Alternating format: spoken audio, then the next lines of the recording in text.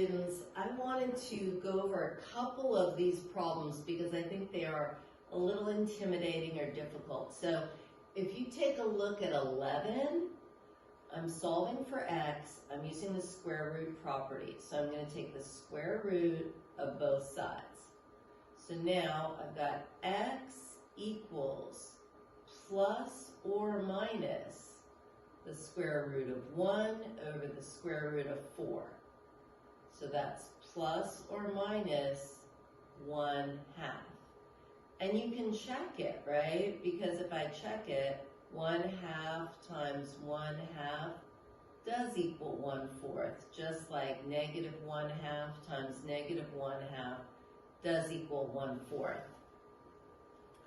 If I take a look at 16, the first thing I'm going to do is I'm going to distribute this 2. So then I'll have 8x squared minus 2x equals 8 minus 2x.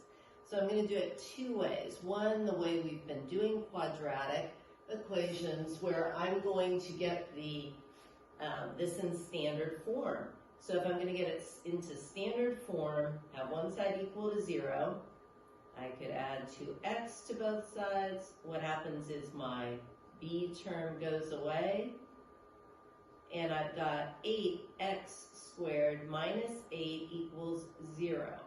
If I factor out the GCF, and then I factor out this difference of squares, this is a great way to do it, and I get the answers are that x equals -1 and 1.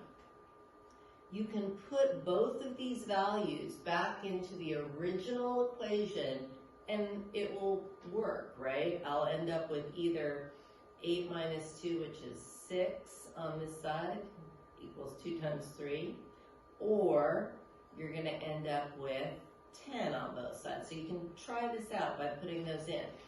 I just wanted to also show you that I could have done this using the square root property, in which case I would have said, oh, 8x squared equals 8, divided both sides by 8, had x squared equals 1, and you'd end up with x equals plus or minus 1. So you get the same answer whether or not you do it the way we've been doing it, putting it in standard form and factoring. You can solve it by factoring or using the square root property.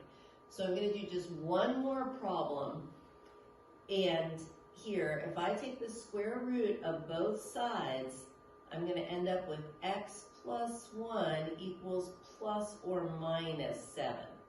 So now I solve for the x equals -1 plus or minus 7.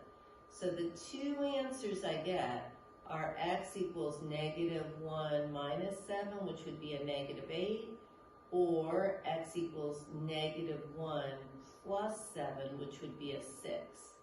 And if I check both of these answers in my original equation, they work, because -8 plus 1's -7 squared equals 49, and 6 plus 1, 7 squared equals 49. So just checking those answers. And just kind of something important here is when you have just the square root of 9, like we have up above in number 2, that's just going to equal 3, right? That's the principal root, right? So that's like number 2 up above. But if you've got x squared equals 9 and you take the square root of both sides, you end up with x equals plus or minus 3.